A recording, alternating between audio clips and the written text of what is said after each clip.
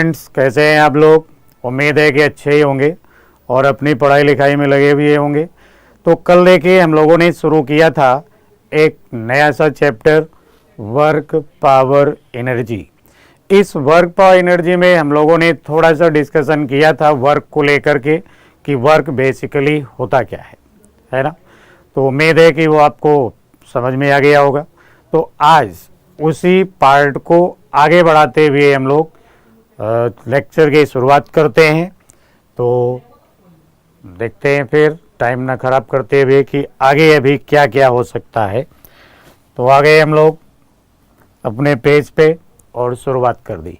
देखिए कल हम लोगों ने जो बात किया था उसमें था work done bye constant force. आज हम लोग बात करते हैं कि अगर कोई फोर्स कांस्टेंट ना हो, यानी पोजीशन का फंक्शन हो, टाइम का फंक्शन हो, यानी वेरिएबल फोर्स हो, ऐसे फोर्स में हम कैसे वर्क कैलकुलेट करेंगे, इन सारी चीज़ों को आज हम लोग डिस्कस करते हैं। तो अभी देखिए एक पहले तो बहुत छोटी सी चीज़ है कि यहाँ पे हमने आपसे कह दिया कि भाई कोई फोर्स हो गया जो हमें दे दिया गया x I cap plus Y J cap, यानी ये जो फोर्स दिख रहा है वो एक्स और वाई का फंक्शन हो गया। एक्स कोऑर्डिनेट चेंज होगा तो भी चेंज हो जाएगा, वाई कोऑर्डिनेट अगर चेंज होता है तो भी फोर्स का मैग्नीट्यूड चेंज होगा, दोनों चेंज होते हैं तो भी फोर्स का मैग्नीट्यूड चेंज होगा। ऐसी कंडीशन में हम लोग वर्क को कैसे कैलकुलेट करें। तो for example force is given as X I cap plus Y J cap. अब यहाँ पे मान लीजिए हमारे पास में एक पॉइंट है ए और इसके कोऑर्डिनेट हमें पता है x1, y1 और हमें इसी फोर्स से इसे शिफ्ट करना है इस पॉइंट बी पे और इस पॉइंट के कोऑर्डिनेट हो जाएंगे x2, y2। तो अब जब हमें वर्क कराना होगा बाय द फोर्स, तो देखिए यहाँ पे दो दो कोऑर्डिनेट हैं, इसका मतलब है कि ये दोनों पॉइंट किसी प्लेन में होंगे। अब ये दोनों ही पॉइंट अगर किसी प्लेन में होंगे तो फिर जो इनका डिस्प्लेसमेंट होगा वो डिस्प्लेसमेंट भी क्या होना चाहिए, यानी उसमें भी दो कोऑर्डिनेट होना चाहिए। तो हमने यहाँ से कह दिया कि भाई ये हो गया थोड़ा सा डिस्प्लेसमेंट, यहाँ पे लिया हमने और कह दिया ये जो डिस्प्लेसमेंट है ये होना चाहिए भाई D x I cap plus D Y J cap, यानी ये होना चाहिए डिस्प्लेसमेंट, यानी जो इसका डिस्प्लेसमेंट होगा उसमें भी दोनों कोऑर्डिनेट होना चाहिए। अब डिस्प्लेसमेंट भी लिख लिया हम लोगों ने, फोर्स भी लिख लिया। वर्क लिखना चाहें तो अब लिखेंगे D W is equal to F dot D S.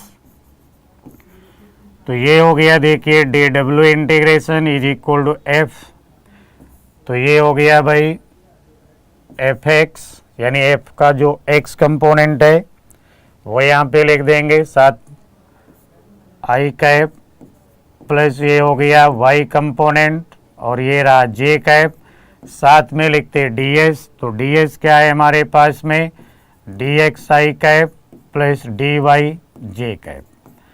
अब इनके डॉट प्रोडक्ट की से अगर हम लिखें वर्क को तो एफ एक्स हमें गिवन है एक्स और डिस्प्लेसमेंट कितना है डी एक्स, तो हमने लिख लिया भाई एक्स डी एक्स, इंटीग्रेट कर लेंगे। प्लस देखिए एफ वाई कितना गिवन है वाई और डिस्प्लेसमेंट कितना हो गया डी वाई, तो यहाँ पे फिर हम लोग लिख लेंगे भाई Y and D Y, integrate कर लेंगे। इनिशियल लिमिट क्या है इसकी x1 से x2 और ये हो गई y1 से y2। तो ये वर्क हमें यहाँ पे मिल जाएगा भाई एक्स स्क्वायर बाई 2, लिमिट लिख लेंगे इसकी x1 से x2 प्लस y को इंटीग्रेट कर लेंगे तो वाई स्क्वायर बाई 2, इसकी भी लिमिट हो गई y1 से y2। तो यहाँ पे वर्क मिल गया हमको half x2 square minus x1 square plus हो गया half y2 square minus y1 square, यानी इस तरीके से वर्क को कैलकुलेट करेंगे। इन जनरल जब हमें फोर्स गिवन होगा as a function of displacement, यानी as a function of displacement जैसे यानी ऐसे समझ लीजिए फोर्स गिवन है हमको as a function of X, तो हमें वर्क के लिए क्या करना पड़ेगा, फंक्शन ऑफ एक्स लिखेंगे, साथ में करेंगे dx और इंटीग्रेट कर लेंगे, तो इससे क्या मिल जाएगा, वर्क। और ये तो बेसिक बात हो गई, और ये एक बेसिक छोटा सा क्वेश्चन है कि कैसे हम लोग यहाँ पे इस्तेमाल करेंगे। दूसरा देखते हैं भाई, इतनी बात क्लियर हो गई होगी, तो नेक्स्ट चलते हैं हम लोग अगले पेज पे। अब नेक्स्ट के लिए यहाँ पे देखिए, यानी अगर मान लीजिए हमें फोर्स गिवन हो इस तरीके से कुछ कह दिया जाए कि force F is equal to F naught 1 minus X upon L, यानी force is given as a function of X, और क्वेश्चन क्या है कि find the work done, find the work done to displacing the body, to displacing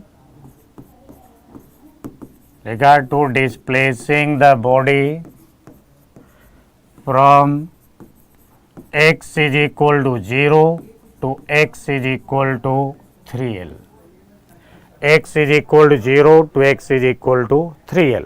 तो हम लोग अपने उसी कॉन्सेप्ट को इस्तेमाल करेंगे जिसकी हम लोग अभी बात कर रहे थे कि dw is equal to force, और ये हो गया भाई dx, यानी force is given as a function of x। यहाँ पे एफ नॉट और एल क्या है, कांस्टेंट है, तो हमने फोर्स की जगह पे लिख लिया भाई F naught 1 minus X upon L, और फिर ये कर दिया हमने dx, तो ये हो गया भाई F not dx minus F naught upon L, और ये रहा dx। अब इसे इंटीग्रेट कर लेते हैं हम, कहाँ से कहाँ तक इंटीग्रेट करना है, तो लिमिट आपको पता है भाई, यानी 0 से 3l, तो लिमिट हो गई भाई, इसको भी इंटीग्रेट करते 0 से 3l, तो जब 0 से 3l इसे इंटीग्रेट करेंगे तो ये तो हो गया भाई एफ नॉट एक्स, लिमिट भाई 0 से 3l minus F naught upon L कर लिया, और ये हो जाएगा एक्स स्क्वायर बाई 2, लिमिट हो गई 0 से 3l। अब इसे अगर फर्दर सॉल्व किया जाए तो ये तो हो गया भाई work is equal to 3 F naught L, और यहाँ पे हो जाएगा minus 9/2 L square upon L, और ये रहा एफ नॉट। अब इनको अगर माइनस कर लिया जाए तो ये मिल जाएगा आपको माइनस 3/2 एफ नॉट एल, यानी ये हो गया वर्क। तो यहाँ पे कुछ नहीं करना होता है, फोर्स अगर फंक्शन में दिया हुआ है तो आप सीधे सीधे इंटीग्रेट कीजिए, आपका आंसर आ जाएगा, एंजॉय कीजिए। फिर भी अगर कुछ प्रॉब्लम है तो चलो हम लोग फिर देख लेते हैं। अब और आगे देखते हैं हम लोग, तो इसको यहाँ से हटा दिया, और ये आ गया भाई दूसरा, यानी जब फोर्स वेरिएबल फोर्स होगा। अच्छा, वेरिएबल फोर्स में कुछ क्वेश्चन ऐसे भी हो सकते हैं जिसमें ऑलरेडी आपको गिवन हो कि ये एक्स पॉइंट वाई एक्सिस, यहाँ पे कोई पॉइंट है, और ये आपको बता दिया गया कि भाई ये इसका पोजीशन वेक्टर है, जो हो गया भाई x1 i cap plus y1 j cap plus z1 k cap, और दूसरा एक पॉइंट यहाँ पे गिवन है b, इसका जो पोजीशन वेक्टर है r2 वो हो गया भाई x2 i cap plus y2 j cap plus z2 k cap. तो इस क्वेश्चन के लिए देखिए, अब हमें यहाँ से किसी ऑब्जेक्ट को डिस्प्लेस करके हमको यहाँ पे लाना है, तो ये इतनी सी डिस्टेंस क्या हो गई, हमारी डिस्प्लेसमेंट होगी। और इस डिस्प्लेसमेंट को हम लोग क्या लिख सकते हैं भाई, final position vector minus initial position vector, यानी r2 माइनस r1। तो r2 माइनस r1 करेंगे तो x में x कोऑर्डिनेट माइनस होगा, यानी यहाँ पे हम लिख लेंगे x2 minus x1 i cap, फिर y में y कोऑर्डिनेट को माइनस करते तो ये हो गया था प्लस y2 माइनस y1, और लिखते j कैप प्लस जेड में जेड कोऑर्डिनेट को माइनस कर लेते तो हो गया था Z2 माइनस Z1 और ये हो गया K कैप। सपोज यहाँ पे जो डिस्प्लेस करके A से B पॉइंट पे लेकर के आ रहा है उस फोर्स का मैग्नीट्यूड भी आपको गिवन है कुछ इस फॉर्मेट में कि F इज इक्वल टू, यानी गिवन है F इज इक्वल टू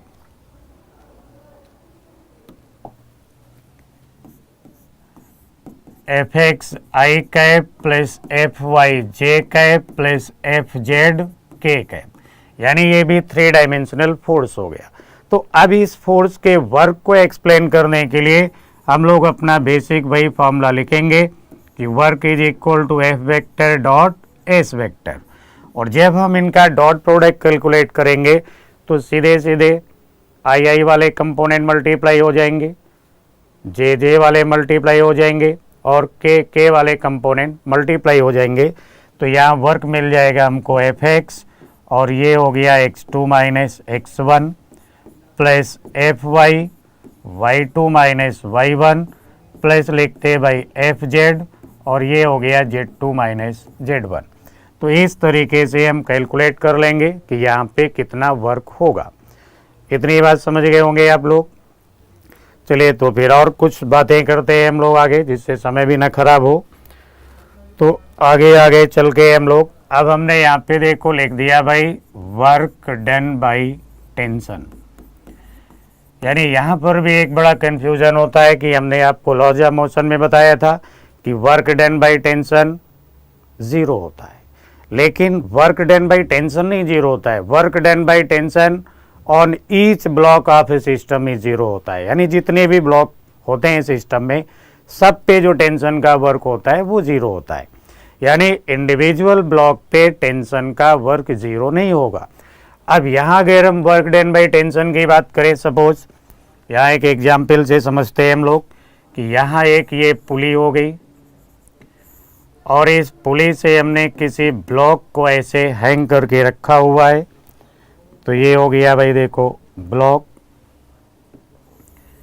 और इस ब्लॉक को ऐसे हैंग करके रखा हुआ है, ब्लॉक का मास है m, और ये हो गई भाई स्ट्रिंग। अब यहाँ से हम स्ट्रिंग को धीरे धीरे रिलीज करेंगे, कुछ ऐसे रिलीज करेंगे कि ये ब्लॉक हमारा a नॉट एक्सेलरेशन से डाउनवर्ड डायरेक्शन में मूव करेगा। अब a नॉट एक्सेलरेशन से जब ये ब्लॉक डाउनवर्ड डायरेक्शन में मूव करेगा और कितना इसको शिफ्ट करना है, इस ब्लॉक को हमने कह दिया भाई x, यानी इस पोजीशन से x डिस्टेंस से नीचे करना है, लोअर करना है। तो इस कंडीशन में अगर हम टेंशन को चेक करें तो यहाँ जो टेंशन होगा वो टेंशन हो गया देखो स्ट्रिंग में अपवर्ड डायरेक्शन में, डाउनवर्ड डायरेक्शन में ब्लॉक का ये हो जाएगा वेट mg। ब्लॉक हमारा डाउनवर्ड जा रहा होगा a नॉट एक्सेलरेशन से, तो हम यहाँ पे लिख सकते थे mg minus T is equal to M A naught. तो यहाँ टेंशन हमको मिल जाएगा m, यानी टेंशन उधर ले जाइए, a को इधर ले आइए तो क्या हो जाएगा g माइनस ए नॉट, यानी इतना टेंशन हो जाएगा। अब देखिए टेंशन ऊपर की तरफ है, डिस्प्लेसमेंट डाउनवर्ड डायरेक्शन में है, यानी फोर्स और डिस्प्लेसमेंट दोनों अपोजिट हो गए, तो वर्क कैसा होगा, नेगेटिव होगा। अब यहाँ अगर हम वर्क लिखें तो ये हो जाएगा टेंशन इंटू डिस्प्लेसमेंट, साथ में लिखते कॉस 180, और ऐसी कंडीशन में टेंशन की जो मैग्नीट्यूड है वो हो गया g minus A not, displacement हो गया x, और कॉस 180 की बात करें तो कॉस 180 हो गया -1। तो यहाँ पे एक माइनस लगा लेंगे, यानी वर्क हो गया minus m g minus A not into x, इतना चाहिए वर्क हो गया। अब इसका उल्टा भी सोच सकते हैं हम लोग। उल्टा अगर सोचने की बात है तो देखिए इधर देखते हैं कि ये हो गई अपनी पुली, और पुली से ये फिर स्ट्रिंग पास हो गई और यहाँ पे ये ब्लॉक लटका हुआ है इस बार। अब हम चाहते हैं कि इस ब्लॉक को ऊपर लेकर के आए, और कितनी डिस्टेंस ऊपर लेकर के आए इसको x, यानी इस ब्लॉक को हम ऊपर पुल करके लाना चाहते हैं, कितनी डिस्टेंस x। ऐसी कंडीशन में अगर हम टेंशन को देखें किधर होगा तो पता चला कि टेंशन जो है टेंशन अपवर्ड डायरेक्शन में ही होगा, वेट इसका जो होगा वो डाउनवर्ड डायरेक्शन में होगा। लेकिन इस बार ये जो ब्लॉक हमारा ऊपर मूव कर रहा है वो टेंशन के डायरेक्शन में ही है, तो यहाँ पे टेंशन का वर्क क्या होगा, फिर पॉजिटिव होगा। चलिए टेंशन कितना होगा पहले वो बात करते हैं। तो अगर ये ब्लॉक हमारा ए नॉट एक्सेलरेशन से अपवर्ड डायरेक्शन में मूव कर रहा है, तो इसके लिए टेंशन ज़्यादा और mg कम हो गया, तो यहाँ पे हम लिखते T minus M G is equal to M A naught.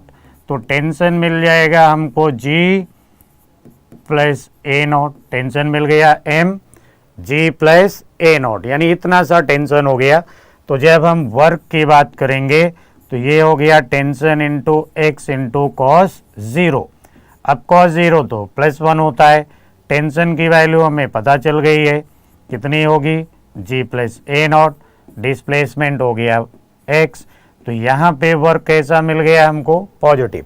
तो वर्क तो पॉजिटिव, नेगेटिव और जीरो कुछ भी होता है, यानी अब ऐसा नहीं कह सकते हम लोग कि work done by tension zero होगा। समझ गए भाई? तो ये था वर्क डन बाई टेंशन। अब इसके बाद में हम लोग बात करते हैं, बहुत सारे फोर्स होते हैं, बहुत सारे फोर्स का हमें वर्क लिखना होता है। तो अभी हम यहाँ पे लेकर के आते हैं, इतनी बात क्लियर हो गई होगी। अब इतनी सी बात क्लियर हो गई तो फिर हम लोग देखते हैं भाई, अब हम लिखते हैं यहाँ पे वर्क डन बाई स्प्रिंग। तो जहाँ तक बात है भाई स्प्रिंग की, तो ये हो गई देखो भाई स्प्रिंग।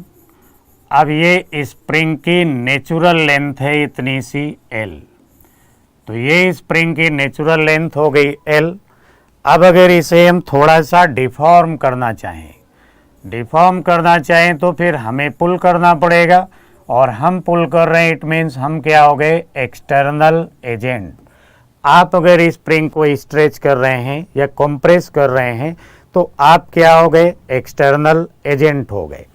तो अब इस एक्सटर्नल एजेंट ने इधर इसको डिफॉर्म करना शुरू किया, तो फिर हम लोग जानते हैं कि ये जो स्प्रिंग फोर्स होता है वो डायरेक्टली प्रोपोर्शनल टू डिफॉर्मेशन होता है।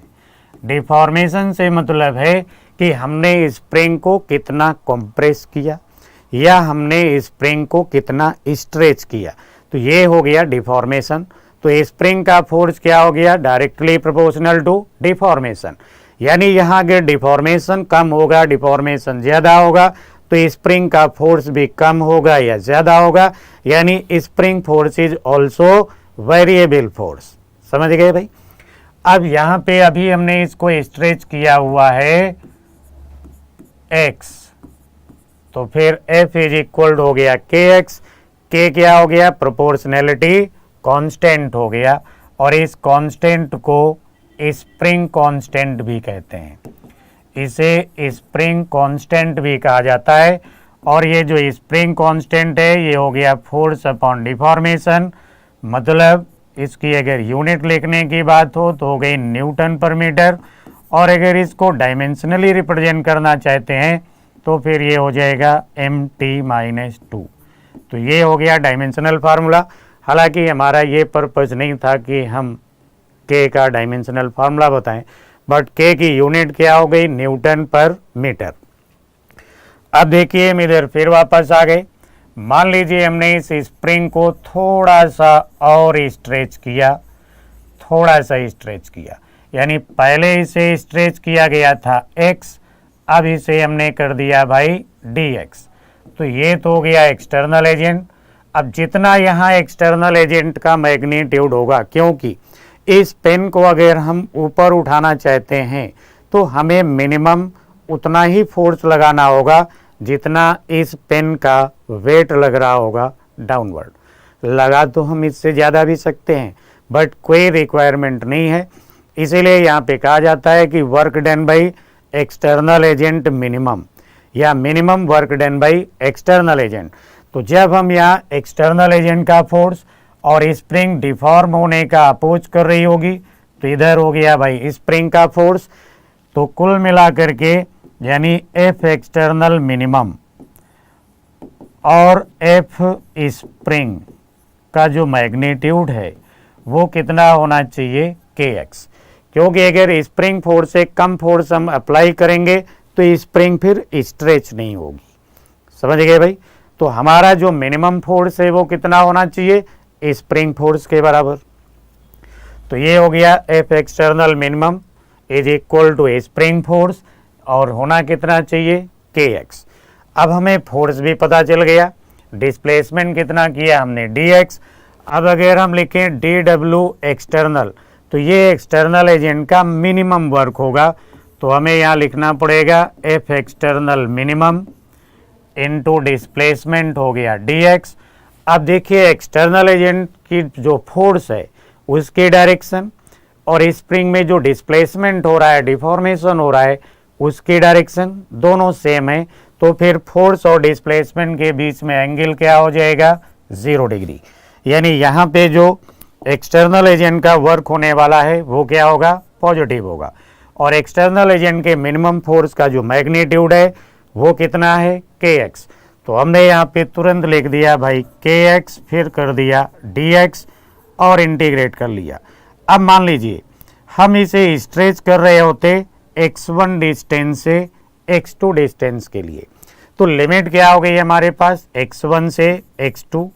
अब इसे इंटीग्रेट करते तो work done by external agent ये हो गया यहाँ पे half, work done by external agent हो गया यहाँ पे हाफ के, और ये हो गया x2 square minus x1 square. तो ये हो गया work done by external agent. अब यहीं पे फिर से अगर हम बात करें कि स्प्रिंग का कितना वर्क होगा, ये जो वर्क है ये तो एक्सटर्नल एजेंट का मिनिमम वर्क है। अब एक्सटर्नल एजेंट का जो फोर्स है और स्प्रिंग का जो फोर्स है दोनों का मैग्नीट्यूड क्या है, सेम। बट स्प्रिंग का फोर्स लग रहा है देखिए इधर टुवर्ड्स लेफ्ट और स्प्रिंग किधर मूव कर रही है, टुवर्ड्स राइट। तो दोनों के बीच में एंगल क्या होता, 180 डिग्री।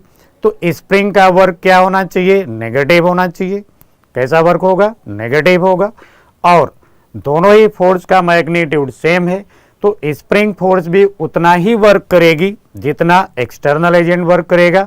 बट दोनों का वर्क एक पॉजिटिव है तो दूसरा नेगेटिव। यानी यहाँ पर भी जब दोनों फोर्स इक्वल और अपोजिट हैं तो नेट फोर्स क्या होना चाहिए, 0 होना चाहिए। तो नेट वर्क भी क्या होना चाहिए, 0 होना चाहिए।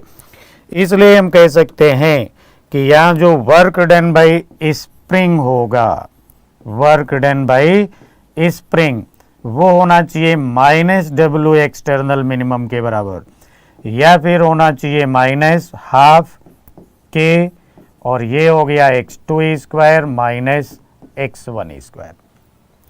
तो ये होना चाहिए वर्क डन बाय स्प्रिंग, और ये हो गया work done by external agent.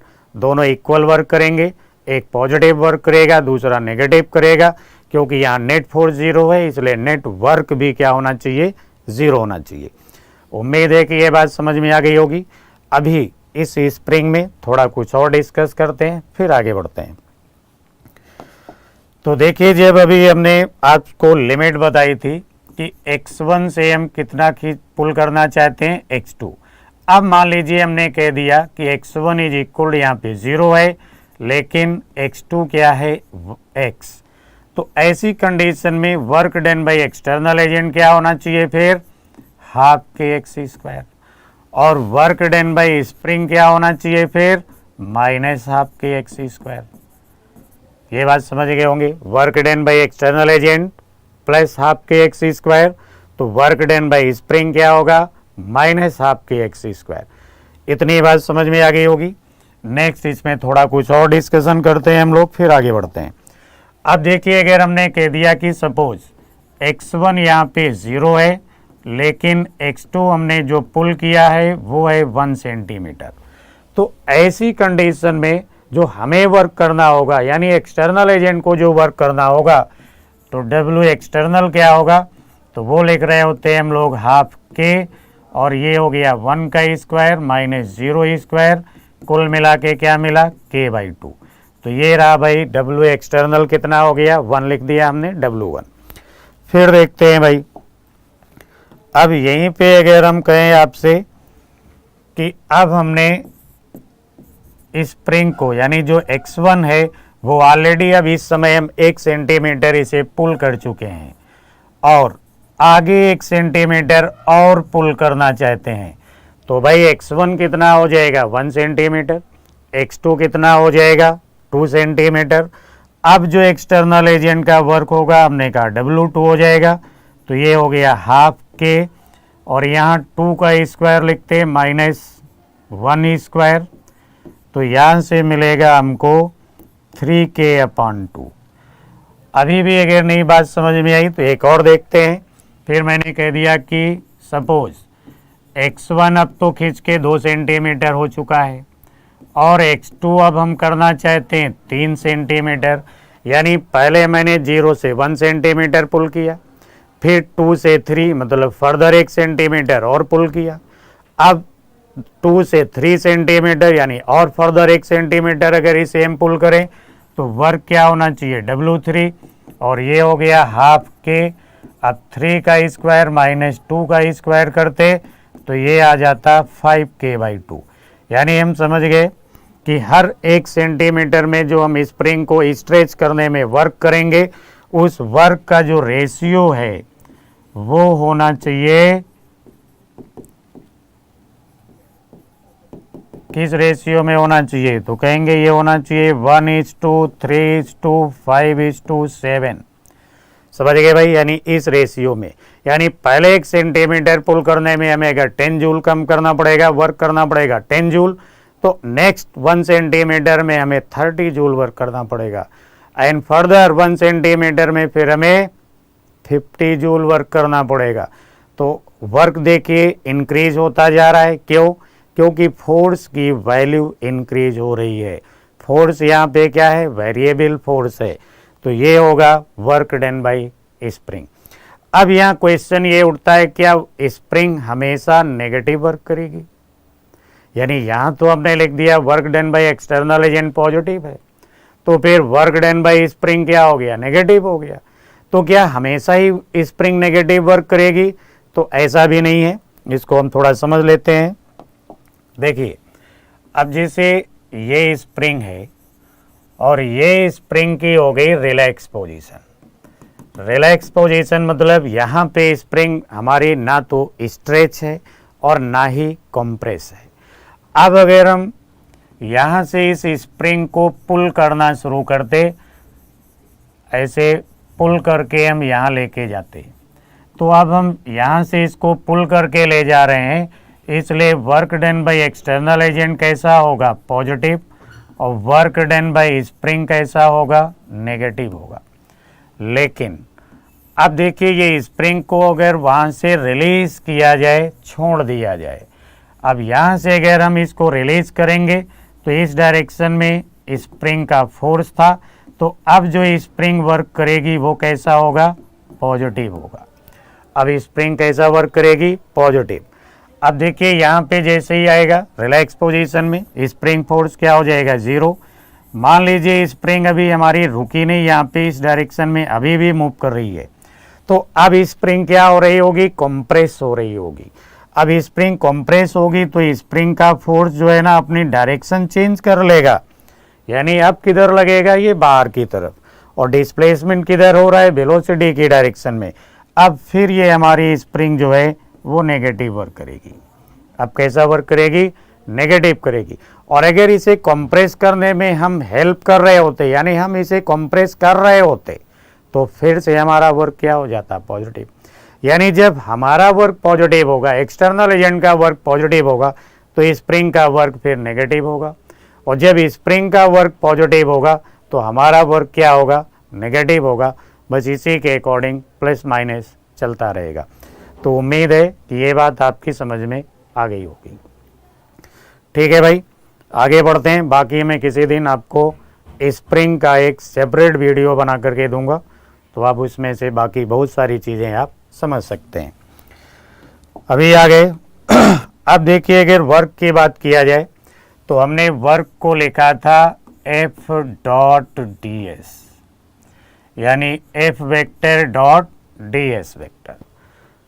अब जब एफ डॉट डी एस है यानी फोर्स और डिस्प्लेसमेंट का डॉट प्रोडक्ट यानी प्रोडक्ट तो है, तो ऐसी कंडीशन में अगर हमें कहीं ग्राफ मिल जाता है, अगर हमें कहीं ग्राफ मिल जाता है जिसमें एक तरफ फोर्स लिखा हो और दूसरी तरफ लिखा हो भाई डिस्प्लेसमेंट, अब ऐसा अगर कोई ग्राफ हमें दिखता है तो कोई बात नहीं, दिखने में तो कोई बुराई है नहीं।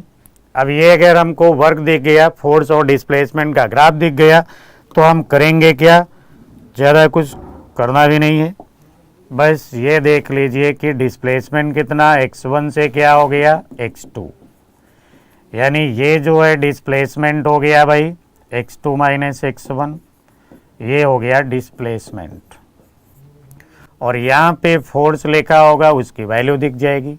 तो हम लोग इसकी एरिया कैलकुलेट करेंगे। अब एरिया कैलकुलेट करेंगे तो ये हो गया भाई फोर्स इनटू डिस्प्लेसमेंट। तो जब ये एरिया हमको मिल गई फोर्स इनटू डिस्प्लेसमेंट, और फोर्स इनटू डिस्प्लेसमेंट क्या होता है, वर्क, तो हम यहाँ कह सकते हैं कि work is equal to area enclose between force and displacement axis, force and displacement axis, यानी फोर्स और डिस्प्लेसमेंट एक्सिस के बीच में जितनी भी एरिया आएगी, इस एरिया को हम लोग क्या कहेंगे, वर्क। तो अगर हमें कहीं फोर्स और डिस्प्लेसमेंट का ग्राफ दिखता है तो हम उस ग्राफ की एरिया कैलकुलेट करेंगे, जितनी भी एरिया होगी वो वर्क हो जाएगी।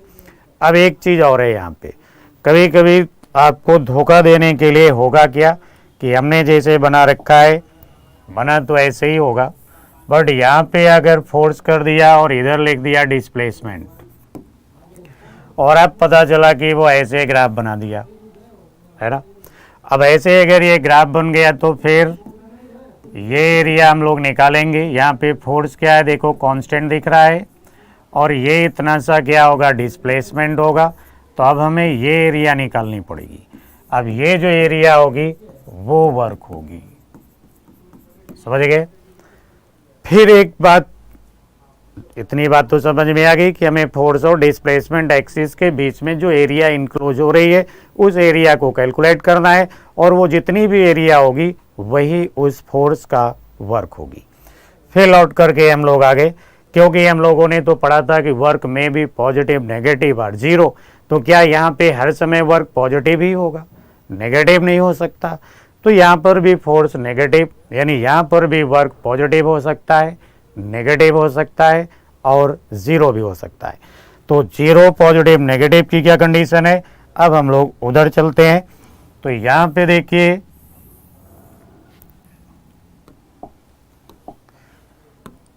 यानी ये फिर से यहाँ पे एक ग्राफ बना हुआ दिख रहा है, ये एक्स एक्सिस हो गई यानी डिस्प्लेसमेंट, और यहाँ पे वाई एक्सिस पे क्या लिखा हुआ है, फोर्स। और सपोज इस बार ये जो एरिया बनी हुई है वो ऐसे हमको एरिया दिख गई, यानी ये हमको ग्राफ दिख गया। अब ऐसा अगर हमें फोर्स और डिस्प्लेसमेंट का ग्राफ दिखता है तो यहाँ पे ज़्यादा टेंशन की फिर कोई बात नहीं, फिर आराम से सोचो। ये वाली जो एरिया है ये तो पॉजिटिव होगी, इधर वाली ये जो एरिया दिख रही है ये तो नेगेटिव होगी। अब ये जो एरिया हमको दिख रही है ये फिर पॉजिटिव हो गई।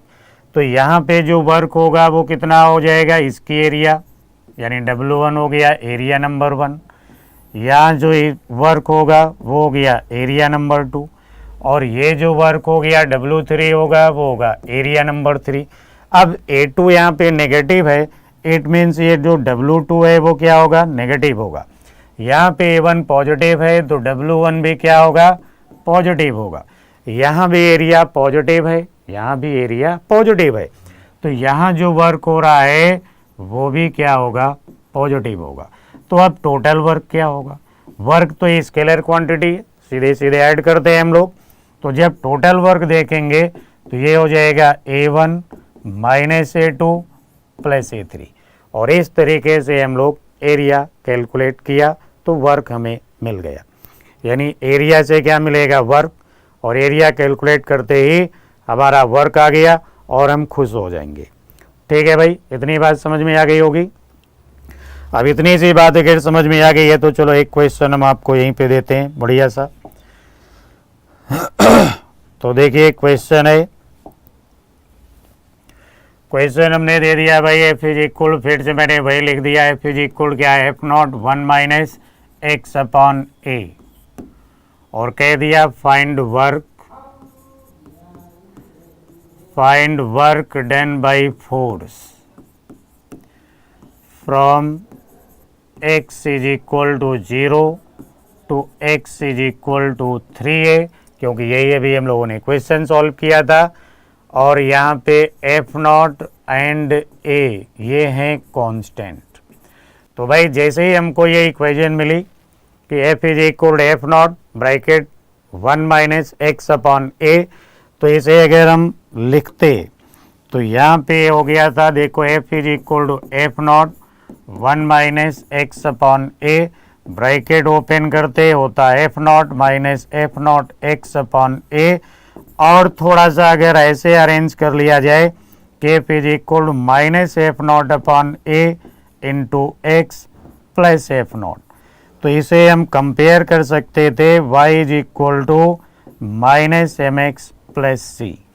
यानी हम यहाँ पे फोर्स और x यानी डिस्प्लेसमेंट का ग्राफ बना सकते हैं, और ग्राफ बन गया तो एरिया कैलकुलेट कर लेंगे, एरिया कैलकुलेट कर लेंगे तो वर्क मिल जाएगा हमें। तो हमने यहाँ पे ग्राफ बनाने की सोची भाई।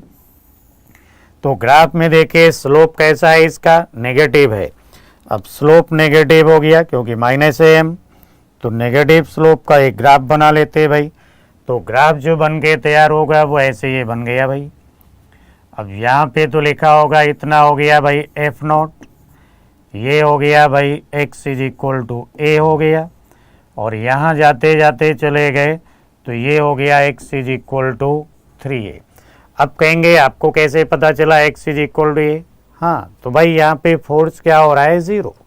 अब यहाँ फोर्स 0 हो रहा है, हम इस फोर्स को अगर 0 लिखें तो पता चलेगा x इज इक्वल टू ए पे फोर्स 0 हो जाएगा। तो इतनी डिस्टेंस हो गई a, और यहाँ से ये डिस्टेंस हो गई 3a, तो फिर कोई टेंशन की बात ही नहीं रह गई और आंसर भी आ गया।